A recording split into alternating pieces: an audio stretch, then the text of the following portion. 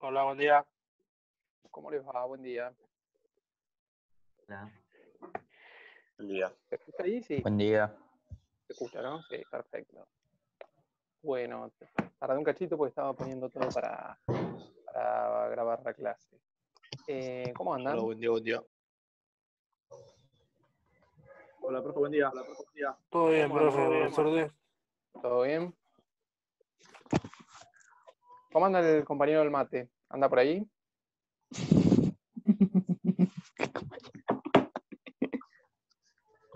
¿Ese que se está riendo? Acá, profe. Sí. Estaba tomando mate con mi vieja. ¿Sí? ¿Y quién se va? Y mi vieja, ella sabe, yo no, profe. Ah, no, pensé que habías practicado un poco vos y... No, sí. En derecho, en la clase anterior estaba tomando y lo preparé yo. Ah, bien, pero ella todavía no se anima a tomar tus mates. Más o menos. Bueno, perfecto. Queremos verlo a usted, profe, cebando mates. Denos una clase de eso también. ¿También? Sí, Bueno, ¿por qué no? por ahí lo hacemos. Pasa que, viste, por ahí ocurre un accidente y se vuelca todo acá en la computadora, no queremos tampoco generar un cortocircuito en Profe, la si clase. puedo yo, puede cualquiera. ¿Cómo? Si puedo yo, que soy un inservible, puede cualquiera. Ah, pero yo también soy inservible, entonces Profe, no una sé pregunta. ¿Usted le si eso pone que estamos agua hablando- fría para antes a la yerba como para mojarla y después arranca con el agua caliente o con el agua caliente de una? Yo lo hago con el agua caliente de una, pero hay muchos que en realidad le pongo agua tibiecita, digamos, así de paso voy Ujú. tanteando la temperatura. Bueno, todos tenemos diferentes maneras. Algunos le ponen agua fría directamente. Sí, yo lo hago así. Bueno, está bien, es un método. ¿Alguno le pone Bueno. yuyo? ¿Cómo? ¿Alguno le pone yuyo? Sí, ¿cómo que no? Sí, yo. Sí. Sí. No, yo ya tanto no quiero opinar porque después, viste, hay malos entendidos de que el profesor me recomendó cierta yerba, cierto yuyo. La verdad que no queda del todo elegante. Bueno, ¿alguna pregunta sobre los videos fundamentalmente o sobre algún otro tema? No, venimos bien. No, Bien, ahí un profe, par por ahora. dicen que no bostezando. Aparentemente no hay demasiadas dudas. Bien, perfecto. Habíamos quedado hace un par de semanas en el golpe de 1943. ¿Sí? ¿Estamos de acuerdo? Sí, por el Go. Bien, perfecto, por el Go. No es que no sepa de qué hablamos, sino que estoy probando un poco su memoria y sus ganas de participar en clase. Yo ya sabía que habíamos quedado ahí. Bien, golpe, habíamos dicho, pergeniado por el Go, impulsado fundamentalmente por el Go, y uno de los ideólogos del Go era nada menos que Juan Domingo Perón. En esta etapa, del 43 al 55, hoy vamos a ver seguramente una parte, y la clase que viene otra, surge a la arena política fuerte Juan Domingo Perón. ¿Sí? Surge el peronismo propiamente dicho, tiene su origen en esta etapa. Perón había tenido una participación en el golpe del 30, ¿sí? Fundamentalmente en las filas de Agustín Pedro Justo, había tenido algún cargo también durante la década infame, había hecho incluso algún viaje diplomático, pero esta va a ser la etapa donde se consolide como figura fuerte política y obviamente va a explotar su popularidad y demás. Surge en un contexto muy favorable para un partido de esas características. ¿Por qué muy favorable? Porque habíamos visto que se había acrecentado la clase obrera en cuanto a número, ¿sí? Había mucha más industria que en las décadas anteriores, pero ese crecimiento en cuanto a cantidad de población no se había visto reflejado en crecimiento en cuanto a condiciones de vida, condiciones laborales, salarios y demás. Por lo tanto, hay una creciente clase obrera y hay demandas o conflictos con la clase obrera. Por eso, en parte, porque se lleva digamos que se lleva a cabo el golpe de Estado. Desde las filas militares lo que temían era que este descontento social de la clase obrera lo llevara precisamente al comunismo. En parte para evitar el comunismo y en parte para tratar de romper la dependencia histórica de Argentina con el exterior, es que se llevó a cabo el golpe. ¿Sí? El golpe encabezado por los generales Rawson, Ramírez y Farrell, fundamentalmente. La idea era que el presidente fuese Rawson, pero no llega a jurar, no había acuerdo, digamos, entre los ministros. Y el primer presidente de esta etapa es Pedro Pablo Ramírez, que va a estar entre el 43 y el 44, aproximadamente un año como presidente. Las medidas que se van a tomar en este caso son de corte netamente autoritario, ¿sí? Por ejemplo, la intervención de universidades, la censura a la prensa, la intervención a partidos políticos. Se vuelve a instalar en esta etapa y se va a mantener unos años la enseñanza religiosa y demás. Y con Ramírez, y posteriormente con su sucesor, Farrell, es que va a surgir la figura, o se va a consolidar la figura de Perón. Fundamentalmente con Farrell, pero ya empieza con Ramírez. Perón es, en esta etapa, entre el 43 y el 45, primero es jefe del Departamento de Trabajo, que él convierte en secretaría, ¿sí? Él lo convierte en Secretaría de Trabajo y Previsión, que tiene mucho más recursos que un departamento. Es decir, Secretaría de Trabajo, ¿sí? Es ministro de Guerra, también, y finalmente vicepresidente. Pero no es que tiene un cargo, sino que acumula los 3 cargos juntos. Los va acumulando hasta que finalmente los tiene que dejar por motivos que ya vamos a ver. Como secretario de Trabajo, él empieza cambios estructurales muy profundos para la historia argentina. Hay una frase muy común, muy usada, que es que tal cosa marcó un antes y un después. ¿Sí? Y en realidad se usa muchas veces, pero en cuestiones que no marcaron un antes y un después. Bueno, la llegada de Perón, sin dudas al poder, marcó un antes y un después en determinadas cuestiones. No significa que haya sido todo para bien o todo para mal este antes y el después.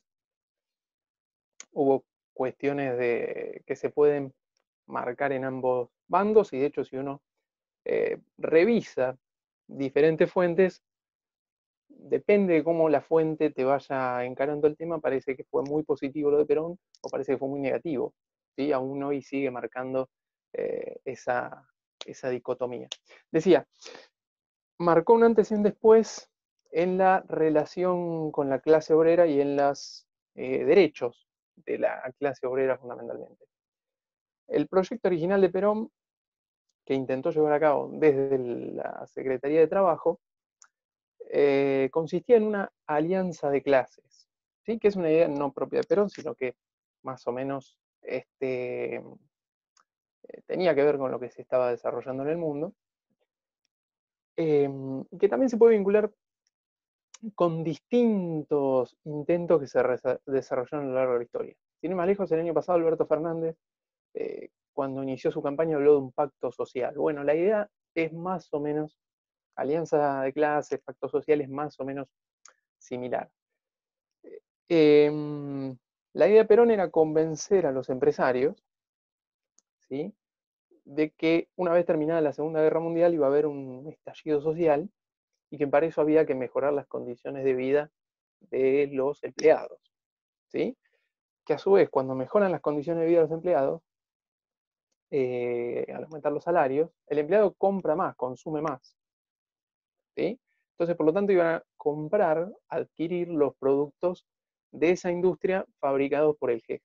Es decir, que indirectamente el jefe iba a tener ganancias, ¿sí? Al aumentar los sueldos, que para el jefe representaban un gasto, después ese aumento de sueldos iba a hacer que aumente el consumo y es ahí donde iba a ganar el empresario. Esa Una era... especie de modelo keynesiano. Exactamente, sí. Keynes era un economista inglés, no sé si habrán visto algo ya en estos meses de carrera, si no lo van a ver en economía el cuatrimestre que viene.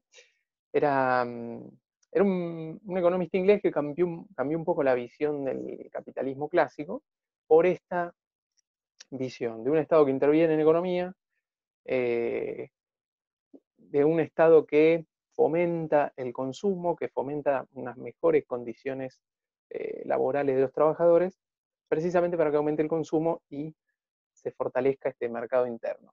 ¿Sí? A grandes rasgos es eso, y Perón trató de llevar a cabo estas ideas del estado de bienestar, el estado keynesiano. Bien, en principio recibió algo de apoyo fundamentalmente de los empresarios que apostaban al mercado interno, ¿sí? Que producían productos, valga la redundancia, que se adquirían acá, en el país. Y siempre el peronismo tuvo apoyo de los sindicatos, fundamentalmente de un grupo de sindicatos muy leales a él, y de la clase obrera. Y lo consiguió desde el Departamento de Trabajo con medidas muy concretas, que eran medidas que se venían reclamando durante años. Por ejemplo, las indemnizaciones por despido, por accidente de trabajo, las vacaciones pagas, que algunos sectores las tenían, pero otros no, el aguinaldo, las jubilaciones de todos los sectores en realidad, cuando antes eran de algunos. El Estado también garantizaba el cumplimiento de convenios colectivos de trabajo que en muchos casos los empresarios incumplían, ¿sí? Toda una serie de medidas que beneficiaban a los trabajadores y que eran reclamos de los trabajadores. Incluso el cumplimiento de la jornada laboral de 8 horas. También, por ejemplo, sancionó el Estatuto del Peón, que mejoraba las condiciones de vida y casi duplicaba los sueldos de los peones rurales, ¿sí? Por lo tanto, el campo, por esta y otras políticas de Perón, el campo fue un enemigo acérrimo del peronismo. De la figura de Perón, más que nada. Y aún hoy el campo, los grandes terratenientes, los grandes exportadores siguen siendo muy enemigos del peronismo. Se ve, hasta hace unos meses, se veía con las medidas que tomaba el gobierno y las medidas que tomaba el campo para contrarrestar esto o para reclamar por las medidas del gobierno. Obviamente con estas medidas la popularidad de Perón, que iba acumulando cargos, empezó a hacerse más fuerte, ¿sí? Pero también empezó a hacerse mucho más fuerte la oposición. Habíamos hablado del campo, ¿sí? El campo agrupado fundamentalmente en la sociedad rural argentina, que es una sociedad que agrupaba en ese momento a los grandes terratenientes y a los sectores agroexportadores, ¿sí? La unión industrial, que en ese momento englobaba fundamentalmente a los grandes empresarios industriales, ¿sí? También en contra, y va a empezar a surgir la oposición de los partidos opositores y de parte del ejército. Parte del ejército no veía con buenos ojos la política de Perón, parte del ejército más conservador, y a su vez veían con mucho recelo todo este crecimiento y esta acumulación de poder y cargos que tenía Perón. Y a su vez, los partidos políticos también se iban a poner en contra. Recordemos que estamos en un gobierno militar, ¿sí? Insisto, con Perón sin ser presidente aún, y por diferentes motivos los partidos reclamaban una salida limpia a elecciones, que se entregara en primera medida el gobierno a la Corte Suprema de Justicia, cosas que todavía el gobierno militar no había llevado a cabo. Todos los partidos se unieron, ¿sí? En la denominada Unión Democrática. Estamos hablando de la Unión Cívica Radical, socialismo, comunismo, los conservadores, Partido Demócrata Progresista, todos los partidos que habían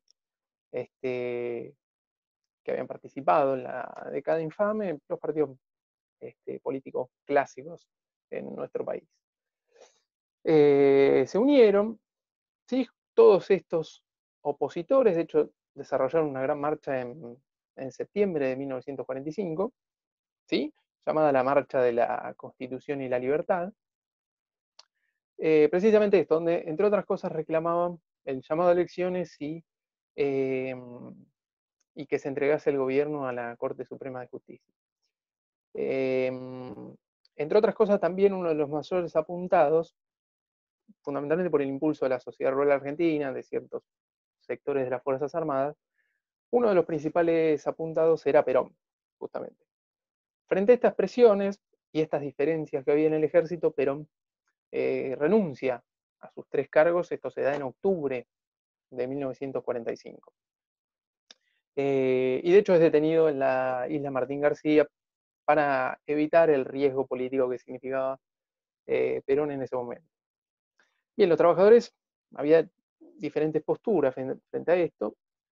Una postura decía que había que defender a Perón porque con él se habían conquistado derechos laborales, mientras que la otra postura era que defender los derechos, esos derechos laborales, iba mucho más allá de quien lo representara políticamente, ¿sí? Que en este caso era Perón. Bueno, la medida que triunfó entre los trabajadores era defender precisamente a Perón, y por eso la CGT, tanto la CGT como muchos sindicatos habían adquirido muchísima fuerza con Perón, ¿sí? Perón los había impulsado a organizarse como fuerza colectiva, atendía personalmente los reclamos de la CGT y de diferentes sindicatos. La CGT decreta un paro para el 18 de octubre, para pedir precisamente la liberación de Perón. Bien, un día antes de lo estipulado, empiezan a llegar a Plaza de Mayo, marchan hacia Plaza de Mayo, y se da también en otros centros urbanos, una numerosa cantidad de obreros que dejan sus fábricas, ¿sí? Dejan sus puestos de trabajo y precisamente marchan hacia Plaza de Mayo para pedir la liberación de Perón. Fue una multitud absoluta, y ante esta multitud el gobierno militar no le quedó otra que llamar de nuevo a Perón y pedirle que hable a la multitud, digamos, para calmar un poco las aguas. Multitud que estuvo todo el día porque Perón recién, con ciertas exigencias de su parte también, Perón recién habló como a las 11 de la noche, ese día en la Plaza de Mayo.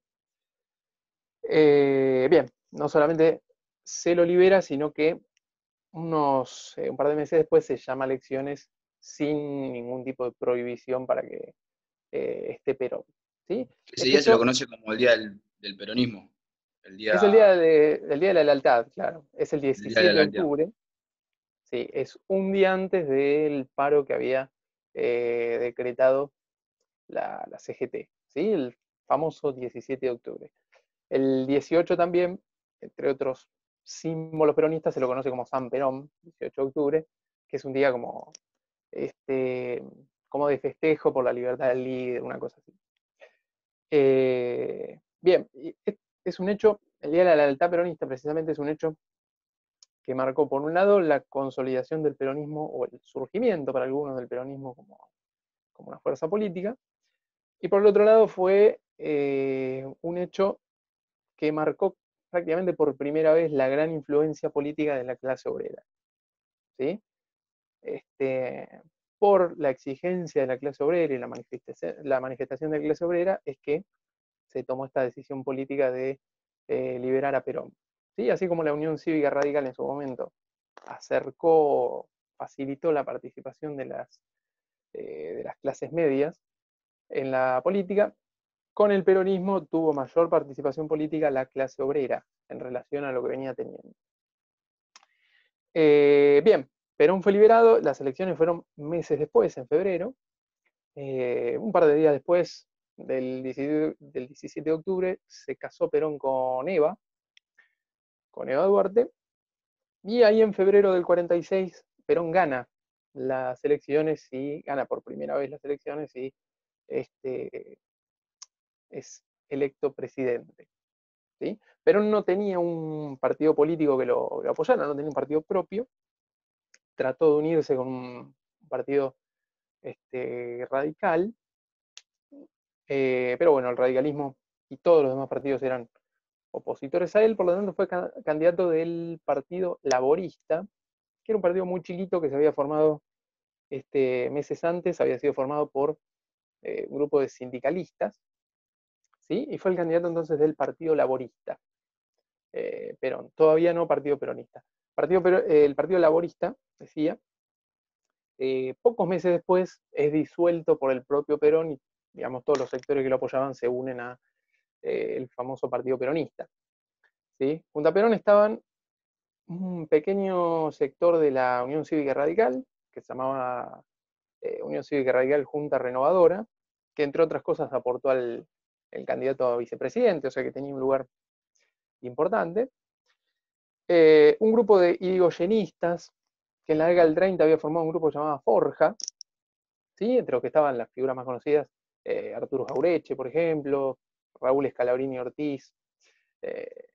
Contó también con el apoyo de la Iglesia en este primer momento, un dato importante, y se enfrentó a todos los demás partidos que se habían aliado, ¿sí? En la denominada Unión Democrática, que los candidatos eran de la Unión Cívica Radical, pero contaban con el apoyo del socialismo, el comunismo, Partido Demócrata, y contó con un apoyo inesperado de esta Unión Democrática, que de hecho fue quien impulsó también esta unión, que fue el embajador de Estados Unidos. ¿Sí? Uno dirá que tendrá que ver el embajador de Estados Unidos. Bueno, el embajador de Estados Unidos, cuyo apellido era Braden, ¿sí? Instó a que estos partidos políticos se unieran, descalificaba a Perón, lo trataba de fascista, y Perón, lejos de ponerse nervioso por la presencia del embajador de Estados Unidos, precisamente aprovechó, le sacó el jugo a esta intromisión y planteó esta dicotomía. ¿Sí? El que vota a la Unión Democrática está votando por Estados Unidos, ¿sí? Y el que quiere votar a Argentina tiene que votar a Perón. ¿Sí? Planteó la rivalidad famosa, Braden o Perón. Es decir, no Unión Democrática y Partido Laborista, sino Braden, el embajador de Estados Unidos, y Perón.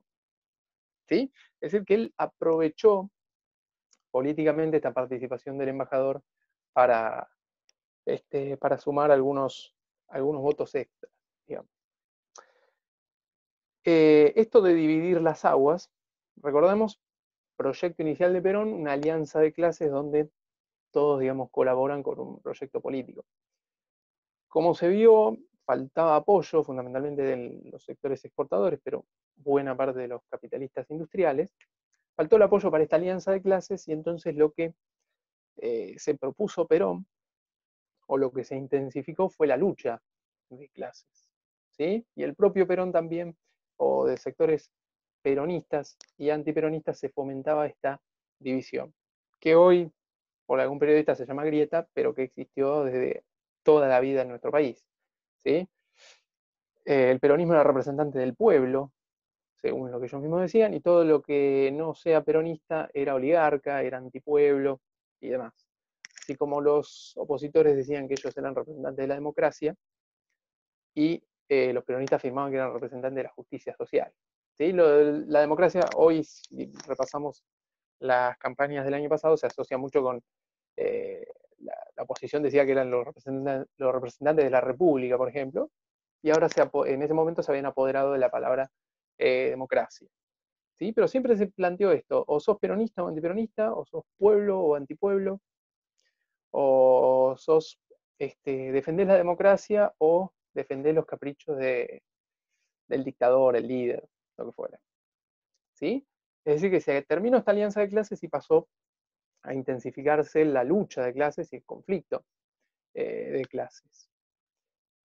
Perón, a su vez, fomentaba, tanto Perón como Evita, fomentaban mucho su figura, ¿sí? A través de determinados símbolos, ¿sí? Exaltaban su figura personal.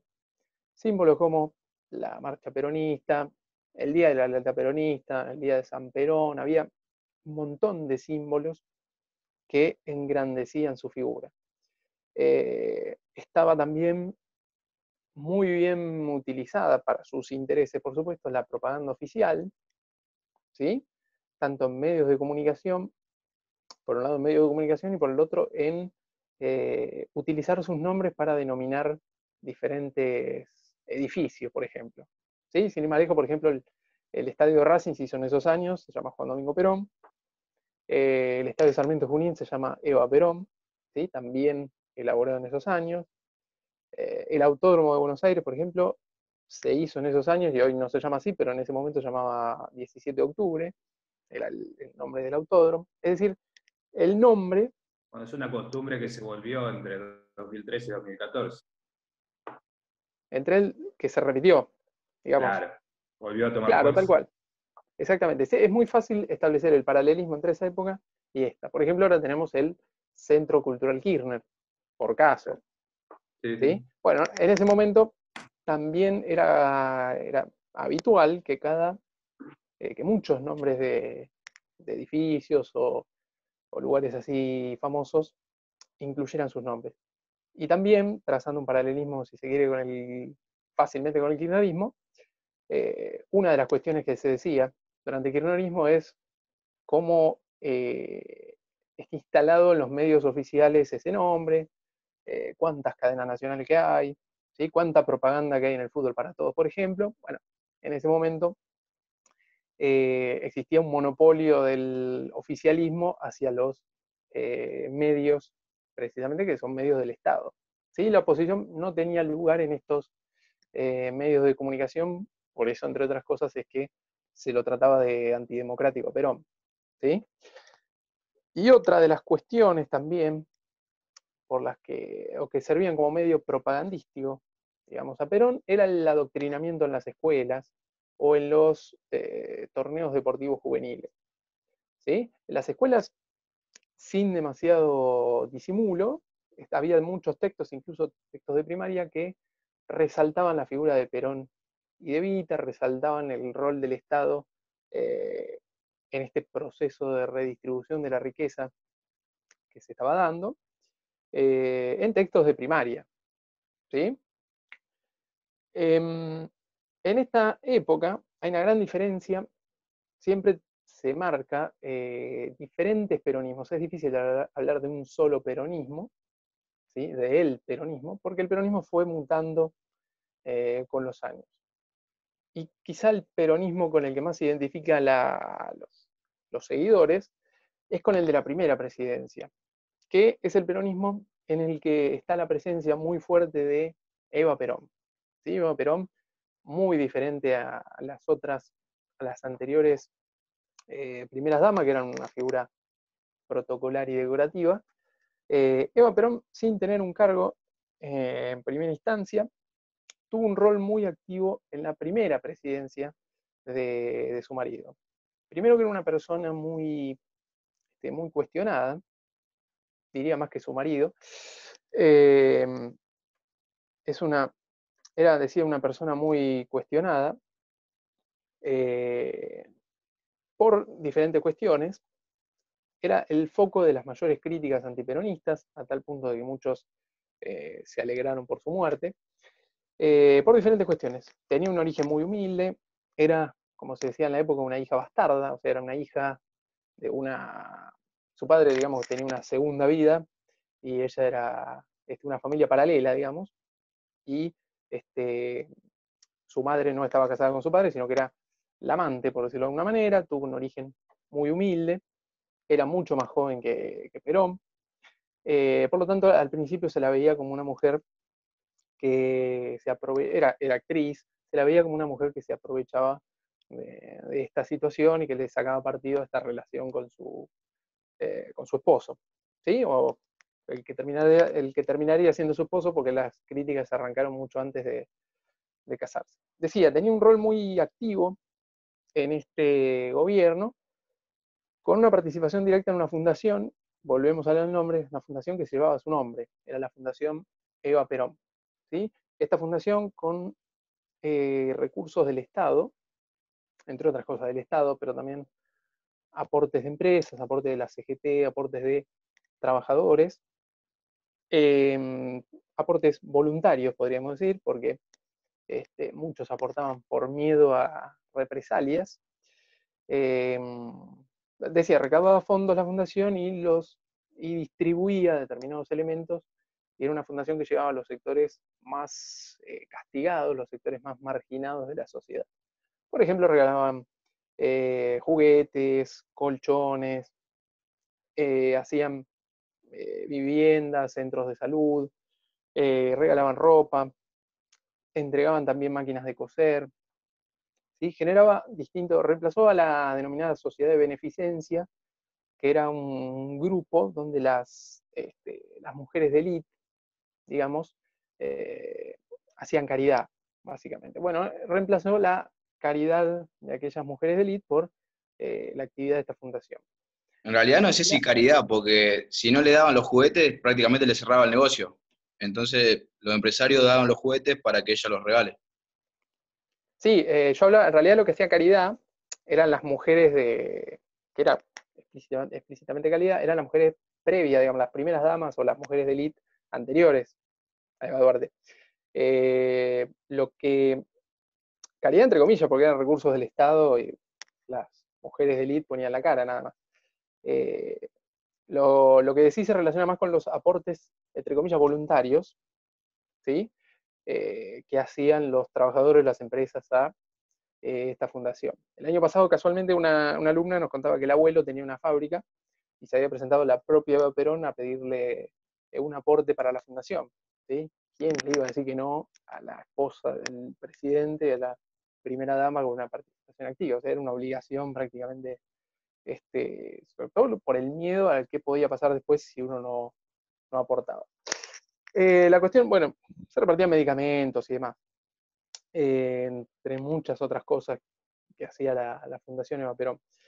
Y Eva Perón propiamente ponía la cara, escuchaba ella misma reclamos, ¿sí? Saludaba a cualquier desconocido que le venía a pedir algo o al que le fuese a entregar alguno de estos productos. Por lo tanto, entabló una relación muy particular con la clase baja. Que de hecho la clase baja, hasta quizás logró una identificación mayor, era, digamos, la figura que mejor encarnaba lo que era el peronismo para la clase baja, ¿sí? Por eso ganó, entre otros apodos, la bandera de los humildes y demás. Dentro del peronismo, dentro de este gobierno, hubo sin duda un antes y un después, otro antes y después, ya habíamos hablado de uno, otro antes y después tras la muerte de Eva Perón, por lo cual el segundo gobierno, más allá de las condiciones de vida o condiciones económicas, eran muy diferentes, ¿sí? E insisto, era también foco de muchas críticas. También la política económica del peronismo era foco de muchas críticas. Tuvo una muy buena primera etapa, ¿sí? Donde en general se trató de impulsar la industria, ¿sí? Pero los principales recursos para impulsar la industria venían del campo. Entonces, casi que se marca ahí, parece un poco contradictorio. Se impulsa la industria, pero los principales recursos que se obtenían de las exportaciones venían del campo, ¿sí? Era muy dependiente del campo. Cuando las ventas de cereales y demás fueron buenas, la economía creció y tuvo mucho impulso la industria, y tuvo mucho impulso lo social, ¿sí? Por ejemplo, se construyeron muchas escuelas, muchas viviendas, centros de salud y demás.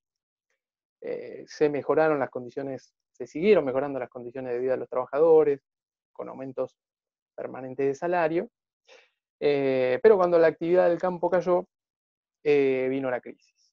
Bien, estaba con lo de Eva Perón, y otra de las cuestiones muy importantes de Eva Perón, para seguir marcando su rol tan relevante en esta primera presidencia, es la introducción del voto femenino, ¿sí? Que por supuesto era un derecho por el que se venía reclamando durante décadas las mujeres feministas o desde muchos grupos socialistas también, pero se instaura el voto femenino.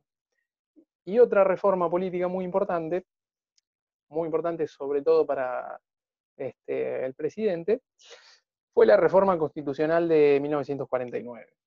¿Sí? La gran medida, digamos, de esta reforma constitucional fue la posibilidad de una reelección presidencial, que hasta ese momento no era posible, no existía, no había existido desde la sanción de la Constitución, y esta reforma constitucional permitió precisamente la reelección, y por eso Perón fue no solamente candidato, sino que ganó nuevamente las elecciones un par de años después. Para la mayoría, con mucha lógica entiendo yo, era el verdadero objetivo de esta reforma constitucional, y para dibujar un poco esto de que sea el verdadero objetivo, se instalaron algunas otras cuestiones dentro de esta reforma constitucional. Por ejemplo, se estableció en la Constitución distintos derechos del trabajador, por ejemplo, el derecho a trabajar, el derecho a una retribución justa, el derecho a una capacitación permanente. Se estableció también que la nación es propiedad de todo, es la propietaria, mejor dicho, de todos los recursos naturales, ¿sí? Se materializó, es decir, todas las cuestiones que tienen que ver con la política económica y social se cristalizó en diferentes cuestiones en la Constitución, ¿sí? Se pasó precisamente al texto de la Constitución.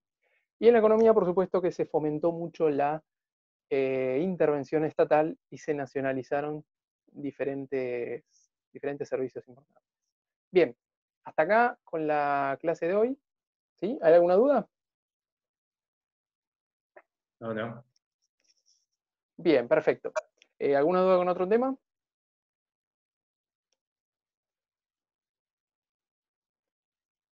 Bien. ¿Ahí se me escucha? ¿Perdón?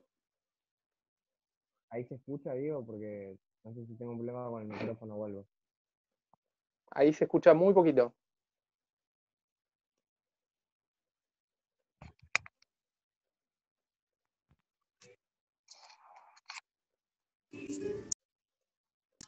Ahora, Ahí está bien, perfecto. te quería preguntar, ¿de esto hay material escrito? Más allá porque me perdí un poco tomando apuntes y eso. Material, yo mandé todo el material, sí.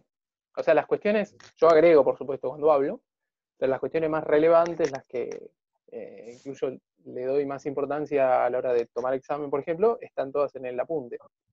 Yo nunca tomo algo que no haya mandado como apunte. Sí, hay apunte, está todo en claro. Ok. Ahí después pedirle una leída, sobre todo para algunos nombres, épocas y demás. La semana que viene igualmente seguimos con el peronismo, hablando de diferentes cuestiones, y llegamos también a su segundo mandato y al final de su segundo mandato, que termina con un golpe militar. ¿Bien? Listo. Bueno, gracias, dale. Listo, perfecto. Cualquier consulta por mail en la semana. Dale. Buena semana.